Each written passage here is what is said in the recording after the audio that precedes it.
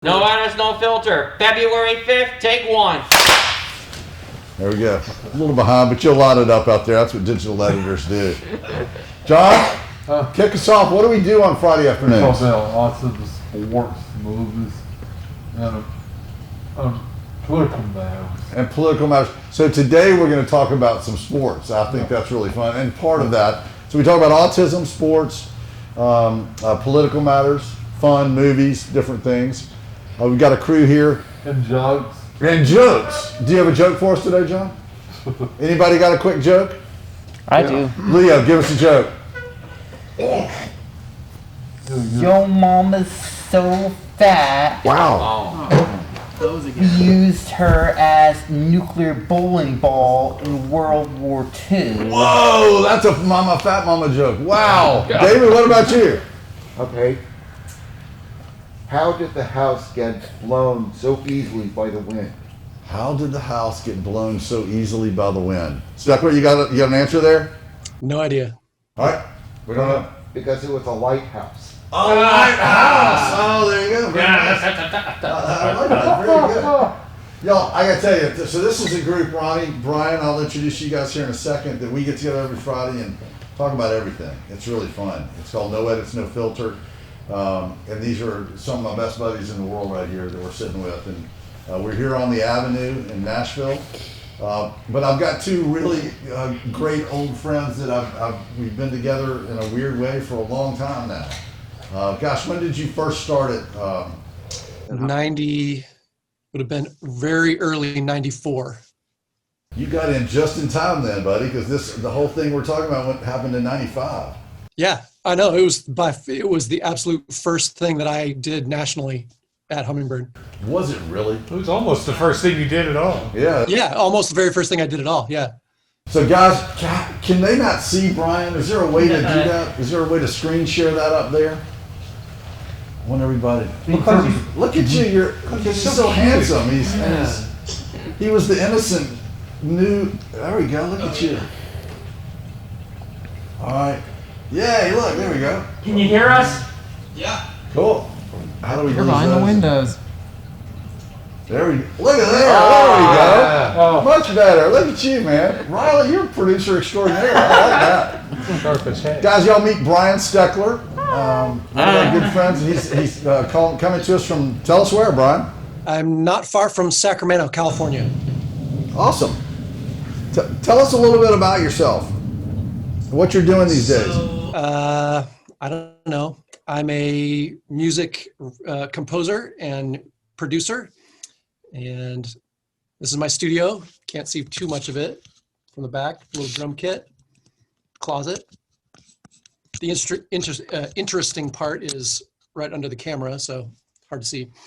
But I found the closet fascinating. Yeah. Sorry, say it again. I found the closet fascinating. The closet was fascinating. That's where all the good stuff happens anyway. Yeah. My house is like right over there, 30 yards away. So it's actually worked out nicely for the pandemic. It pretty much feels the same as usual, except I don't have anybody coming to the studio to record, but doing lots of remote work. And yeah, so I met these guys 1 million years ago, and we made a little commercial together that, it was funny. I was skiing. Well, maybe this is jumping ahead, but. Jump ahead. There is no jumping ahead and no edits, no filter. All right. No filter. So I was skiing the other day, and for whatever reason, the story came up about this commercial that we're talking about. And it was funny because it hadn't for a while for me. And then literally the next day, you sent me an email about jumping on to talk about it. And it hadn't even been in my mind that like the Super Bowl was coming up and it might come up again. But yeah, it's sure fun every year when it pops back up, and it is fun. Here we are. It is fun. So I guess I don't need to ask what the topic is, do I, Tom? Well, Riley, I guess you should ask me what the topic of today's No Edits, No Filter is.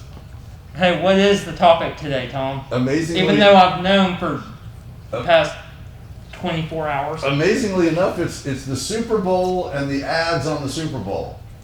How many people in here are going to watch the Super Bowl Sunday? Rita. Hi. No, we're not gonna watch the Super Bowl. All right, we're gonna make fun of you here in a minute. Okay, that's good. You can make fun of me all you'd like. It's what? You can make fun of me all you'd like. Oh, thank you, Rita. I love it. Stack said he's not going to watch it. Stack doesn't watch it. He's not gonna watch it. I'm going skiing. You know what? I'm going skiing. There's no people there. It's great. That's true. See, so exactly. It's a little of the luster is off the Super Bowl this year, but we're going to talk about the ads. Traditionally in the ads, because Ronnie and Brian and I were a part of the Budweiser Frog ads 100 years ago. And so I was the voice of Bud. Weis. There you go. So, Nicely done. no, very good. You sound just like the record. Yeah, exactly. That's pretty cool. And so I thought we'd talk today about that commercial that we did and have a little bit of fun about it and let y'all ask some questions. And I hadn't seen these guys, and Riley actually suggested this the other day, and so I've been pestering you for the past year to do it. I know, And man. it finally took COVID to do it. It took COVID. And the Super Bowl. So Yeah, it's Brian, timely. we got some memorabilia around here. We got like Bud Frog ties, Bud Frog hats. Yeah. Oh, I remember that white one. I've got a picture of you in that hat. Remember we were in the Inquirer. We'll get to that in a minute, I guess. But I have my sign still in the garage. your neon sign? Yeah, I haven't plugged it in to see if it still works. I doubt it, but Oh, I'm sure it would. Mine got broken. Mine's in my recording studio, but it hasn't functioned as a recording studio in 20 years. So. Yeah. Well, there you go. Anyway, Does that mean it's in the garage? it is. Oh, that's okay. Good. It is. My son moved in there during college, I think, and Yeah. so I stopped functioning pretty much. I stopped functioning years ago. Well, it was pretty crazy how all this thing went down. I'll tell a quick little story of how that happened. I guess we had two friends, Michael Smith and Dave Swain, up in St. Louis. We've done some music for, and I got a call one day and said, "Hey, can you make a frog say Budweiser?" And I was like, "I don't know. I live on a farm, so I knew what the cricket should sound like." And Brian was at work. He literally had just started to work. I think you were still an intern. no, I was the tape dub boy in the back room, Dub boy, that's right. And so making cassette copies. And third or fourth engineer, right? right. When I got there, there was no computer. There was no Pro Tools. There was none of that. And I was asked to make 30-second edits out of 60s on quarter-inch tape, like actually cutting the quarter-inch tape with a razor blade and gluing it back together. You're old. Hey, there are these computers now that you can do this kind of thing on way faster. And they're like, oh, really? It's like, yes. And you brought it in. You introduced the digital era into Hummingbird. Yeah. And this commercial, I think, was the first thing produced on that system in the back room, other than like edits and reels and stuff. It was a simple little 2-track digital or an 8-track, 4-track, something, yeah, simple. And you're right, we laid a bed of crickets down. I think I left the room. I said, put some random frogs and stuff on it. We voiced it. Ronnie wasn't even a part of that at that time.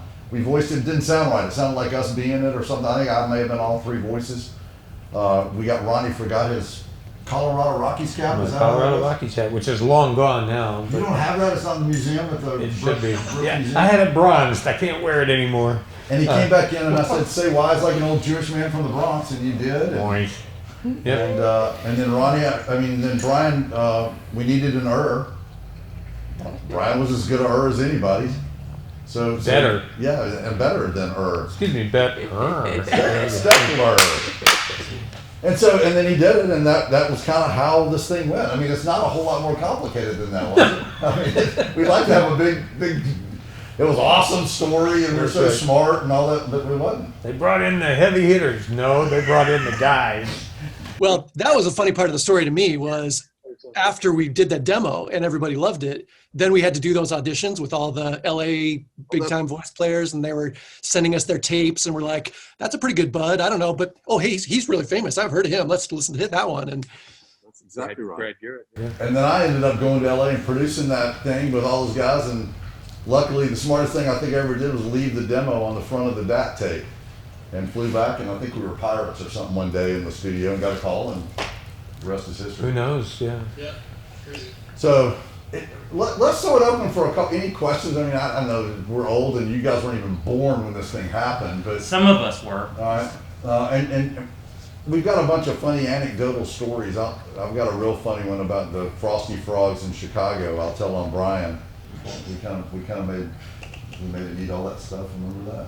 No, I thought he volunteered. Well, yes, he volunteered, but we'd already kind of had the take. I think that's how that went. But any thoughts?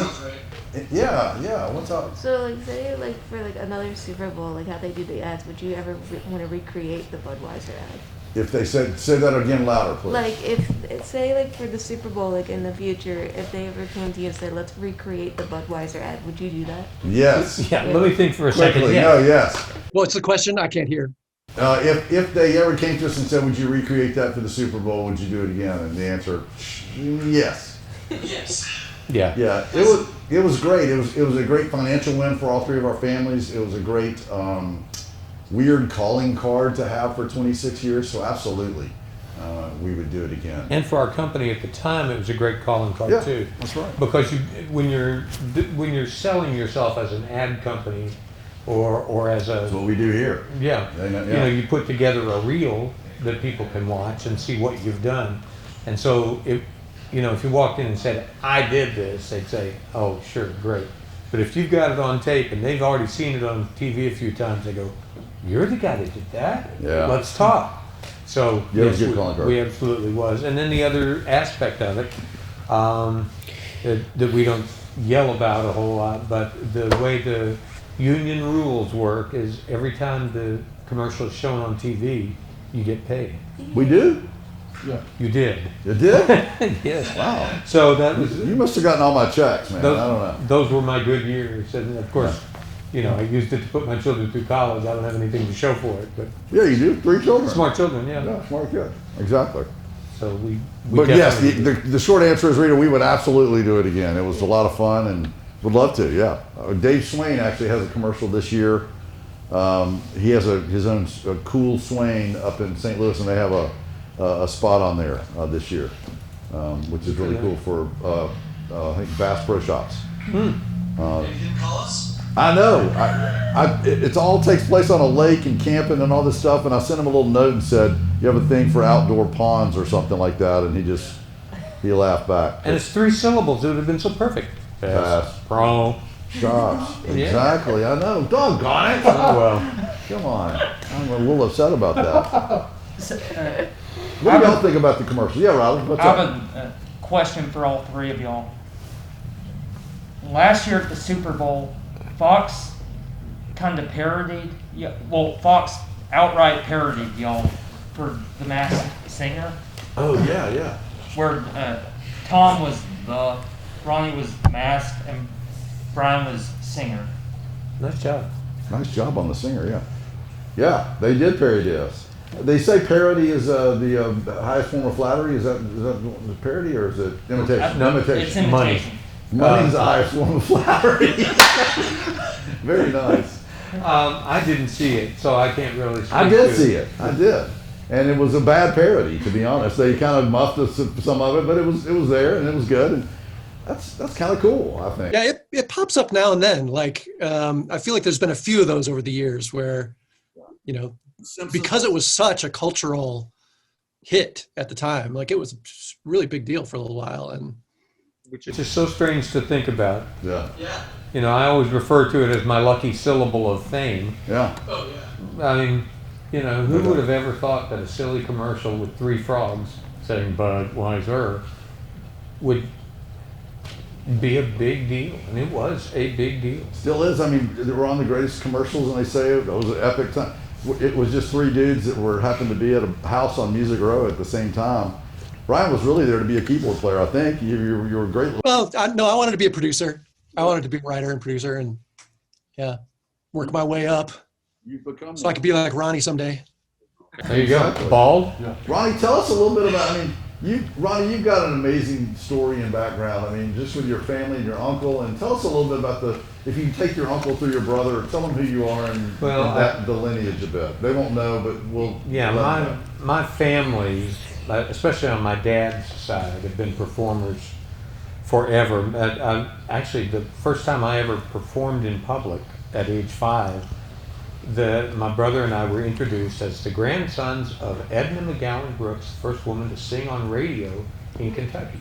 I was impressed, and I was only 5 years old. I still thought that was kind of cool. That is kind of cool. And because we had relatives who were active in TV and radio in Louisville, Kentucky, where I grew up, it was pretty easy for us to fall into that and to perform a lot.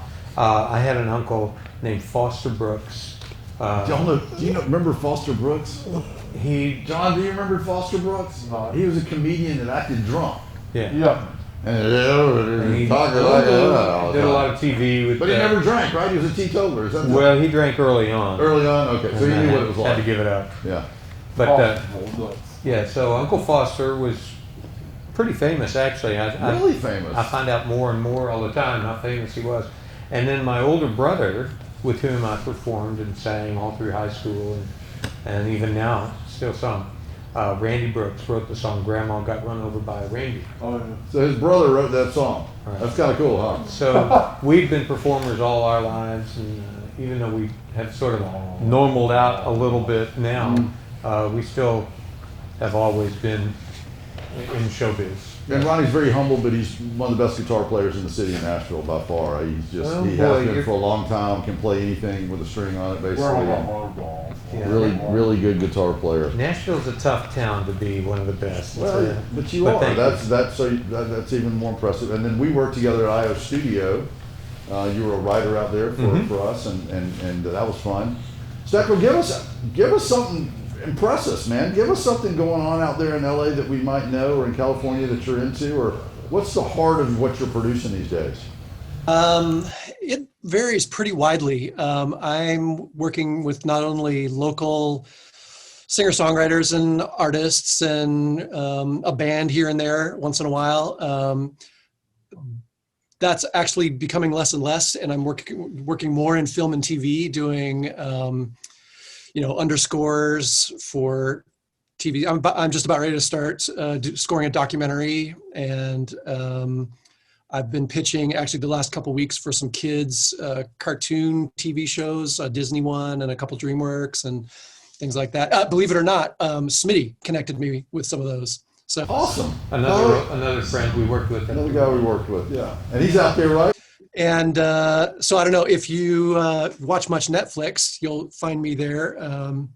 I did most of the music for Ultimate Beastmaster, which is a Anybody know that? Anybody know Ultimate Beastmaster? No. American Ninja Warrior style TV show.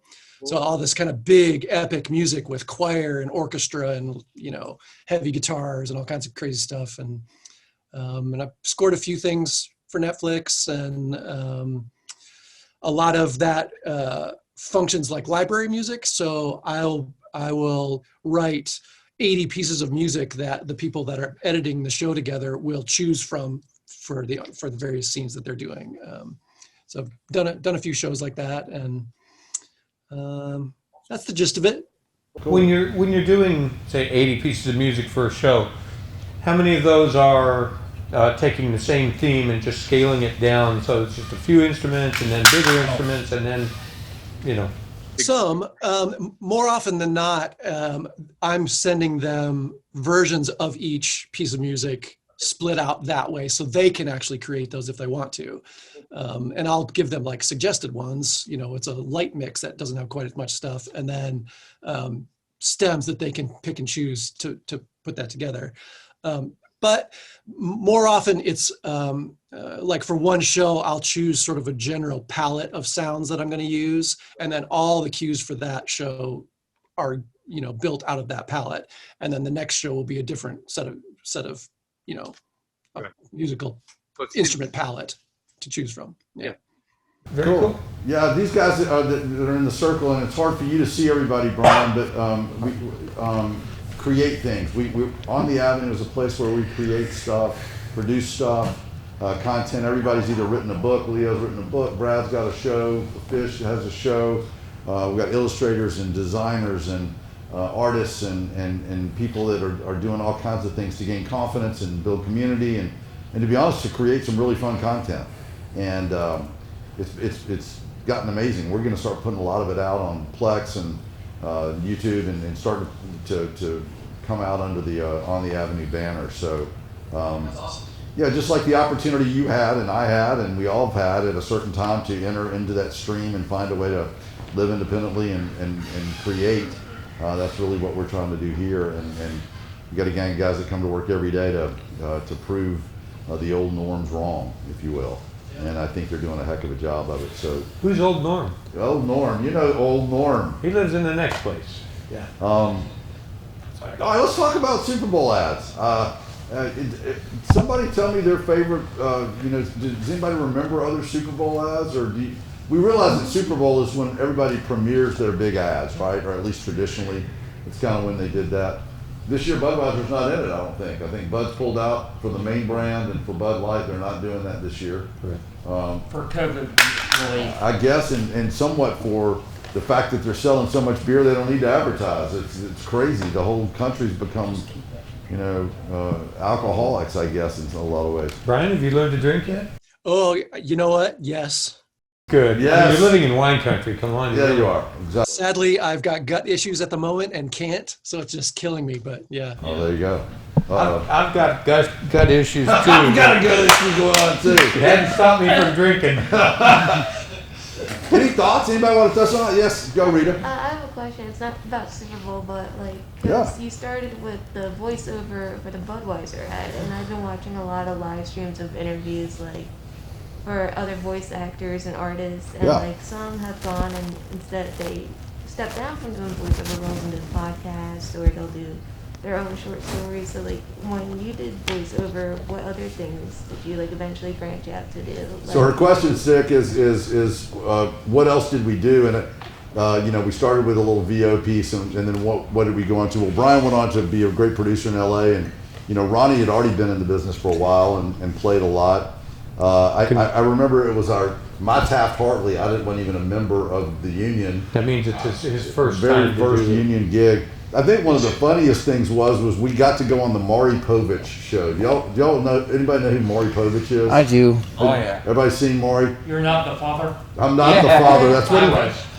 Lie detector test determined that was a lie. Exactly, Fish, right? That's exactly right. You guys are watching too much Maury Povich. I'm sorry. So Maury used to not always be that. He would always have these kind of interesting guests on. Well, we were on the show of the world's most famous voices. And so we were on there with the voice of Scooby-Doo and all the Hanna-Barbera dogs. Tony the Tiger. He was the voice of Tony the Tiger. We flew to New York. It was a big deal. And it was really funny, Rita. The whole reason I'm telling this story is, you reminded me of that. It was we were on this show with all these really famous people. Y'all know Michael Winslow? Yeah. The guy he does all the cool noises with his voice. He was on there. Your friend, you actually ended up the voice of 911. Oh yeah, a lady that used to be when it'd be like Siri. You pick up the phone and call information, and they'd say that number is, and it was automated, and it'd say 541-7283. The woman that did that was on this show. So they had all these crazy voices on there, and they asked that question, Rita. It was great. They went around to each group and they would go, "Well, what else did you do?" And she would go, "Oh, well, I read the whole Library of Congress this, and I did that." And the voice of Scooby-Doo would be like, "Oh, I was in 17 movies and all that." They came to us and they said, "What else have you guys done?" And we went, "Nothing."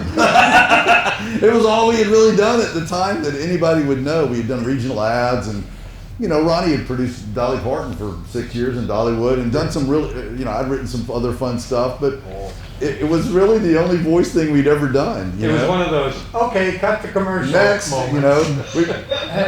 I've got a question. Yeah. Didn't the Frogs start out as a regional and then somehow got to Super Bowl status? Yeah, go ahead. Well, I was Do you going to remember say the story? they showed. I don't remember all the facts, but running up to the Super Bowl. I mean, we finished producing it the end of October, right?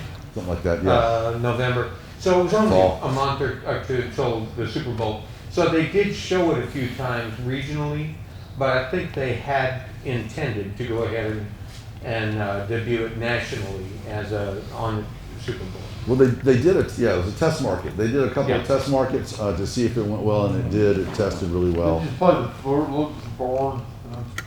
We to play the Fruit Loops bird. I did not play the Fruit Loops bird. Who did that? I don't know who did the Fruit Loops bird. That's a great question, John. What about Cocoa Pops board? What about what? Cocoa Pops. Cocoa Puffs, the Cocoa Oh, the Puffs. Cocoa Puffs. Cocoa Puffs. You crazy for Cocoa Puffs? No. Yeah. Cuckoo for Cocoa Puffs. That's it. No, but I do know, and so we ended up doing work in Chicago, a bunch of work in Chicago, and I got to meet this guy named Brad. I forget Brad's last name on the top of my head. It's awful. Sorry, Brad. And he was the voice of Chester the Cheetah's tiger or whatever. Yeah. The cheetah.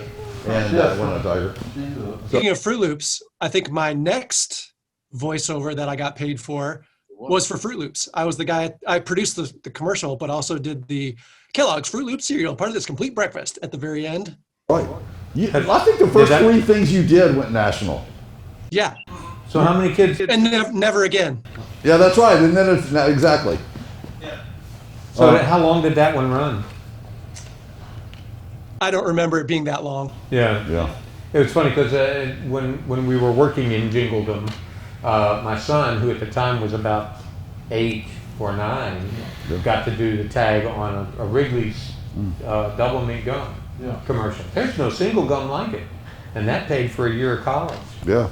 Kate was a what was Kate? She did something like M&Ms or Delicious or I don't know what, something, screamed something and got paid for it. It was nuts. Yeah, those were fun days. And now my son is an actor in Hollywood, so it paid him to be in the union already. There you go. Exactly. What about it, guys? Do y'all like commercials in the Super Bowl? Would you rather watch the commercials or the game? Leah? Definitely the game. Definitely the game. Okay. Who's going to win this week? Do you know who's playing? It's the Chiefs versus the Buccaneers. Chiefs versus Buccaneers. I need a prediction. We're going to go around the room. I want predictions. It's the Kansas City Chiefs, okay, you who don't watch football, versus Tom Brady and the Tampa Bay Buccaneers. Leo, you're the first prediction. It really needs to be the Chiefs. It needs to be. Have you put a lot of money on it? Have you bet a lot on it? Why does it need to be? Because one of them played for Oregon State and another played for South Florida. Ah, okay. Cool. So you're pulling for the Chiefs. Yes, but I don't gamble. No gambling. Good. That's a good advice. I like that. Wisdom over there. I like that. Brad, what about you? You gonna watch the game? Yeah, good. So Kansas City Chiefs. Chiefs, yeah, of course. Or the Tampa Bay Buccaneers. Where are we going? Chiefs. Chiefs. We got two Chiefs over there. Fish, what do you think, buddy? I don't know if I'm gonna watch the game, but if I was gonna root for anyone, I guess I'd go with the Chiefs. You go with the Chiefs. We got 3 for the Chiefs. John Droughty. You keeping score? Yes. Good. You don't know? Are you gonna watch the game? Are you? No. Oh, you are. Come on, watch the game. I'll watch. Patrick Mahomes at quarterback for the Kansas City Chiefs or Tom Brady, the old school. The old school. You think Brady's winning? Yeah, so we got 3-1. Is that right? Were we 3-1? Yeah, 3-1. Soon to be 4-1. Oh, Okay. That means he's going for the Chiefs. So Brian Riley and Riley has a show called the Rowdy Riley Sports Review. He's sort of our resident sports guy. He's interviewing. He's had PGA golfers on there. Got a Titan on there coming up.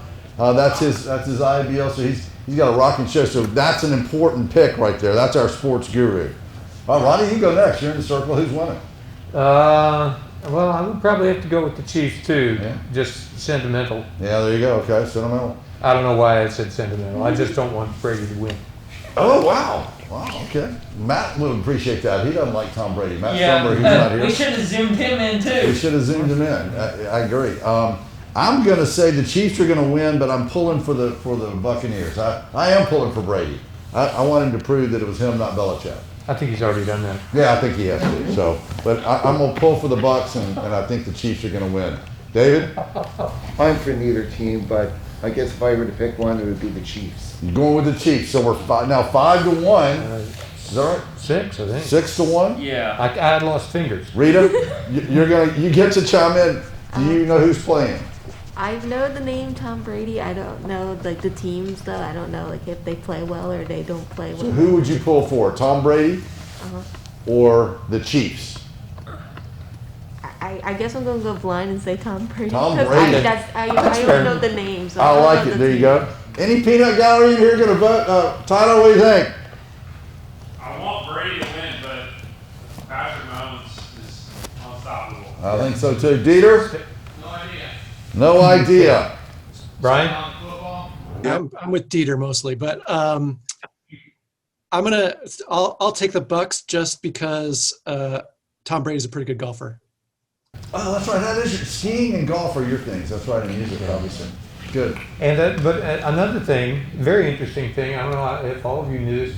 This year they have home field advantage, which you never have in the Super Bowl. Sure. But because nobody expected the Tampa Bay Buccaneers To ever get it. to be very good at all this year, that's where they were going to be playing the Super Bowl, a neutral site supposedly, and Brady brought the team around. So It'll be fun. he deserves credit. There's no How question. we were responsible for that cartoon laugh numbers coming Saturday morning. The cartoon laughing on Saturday. Laughable numbers said difference. Yeah, they had different characters. They had different characters on different cartoons. We weren't any of those characters. We did commercials though. Like Brian said, we did some commercials for kid cereals and things like that that ended up on Yeah, Saturday. the Flintstones. Weren't Flintstones. We did some Kellogg's Fruit Loops. God, I can't remember. It's been a long time. I did a SeaWorld commercial. That's right. Yeah. Wow. We wrote Some Days Were Made from Michelob. That was an old jingle we did back in the day. Yeah, that was before they were showing beer commercials on kids' Saturday TV. morning. That's right. That's smart, Ellie. I knew that was I've coming. It was got coming a out. confession. Uh-oh. Uh, Brian Riley has a confession. He's down on one knee. no, I'm not. No, I'm not. What is your confession? So, in keeping with the theme, this is literally what Tom's ringtone is. Oh, you can't. Now he's on one knee. It's literally y'all. It's the Bud Frogs. I think we're going to cut the spot in at the end of this thing and kind of wrap it up. Brian, thanks, man, for being on the show with us today. So good to see you. And your family's good? Everybody's good out there? Yep. Good. Blessings to you, brother. We miss you here in Nashville. Likewise. Hi to your family. Yeah, big hugs, and we'll see you a year from today. Right. We'll call you back for No Edits, No Filter 2022. 26. Scary. John, we have a special way we end every show. Oh, wait, any other questions or anything before we go? All good? I actually want to hear the frogs croak it. All right, I guess we do need to do it one time before John signs us off. Everybody, here's a funny thing. We used to walk around with a script. Believe it or not, it had a script, and it was 3 syllables, and we'd have to, we shouldn't have a script, should we? All right, No, I was saying, well, y'all can croak the slogan, but I also wanted y'all to croak the saying. We'll do that. Oh, he doesn't know the saying yet. Okay, yeah, just. Let's see. It's for him to be tacos, right? Yeah, so your third word would be tacos. Tacos? Oh, okay. Oh, I thought you said topless. No. Not tacos. Next show. That's a whole other show, Brian. That's not this. This is No Edits, No Filter. Man, you really have changed. You have changed, Mr. LA. Tacos is your word, okay? And that's your 1 syllable. Tacos. Big. Yes. Tacos. Tacos. There we go. Say it John, again. say it again. Big ass tacos. Big ass tacos. That's how That's we a do wrap. it. No Edits, No Filter. Jack, great to talk to you, man. Please tell Smitty hello for us out there. Will do. Bye, buddy. Miss you. See you soon. For more On the Avenue content, please subscribe.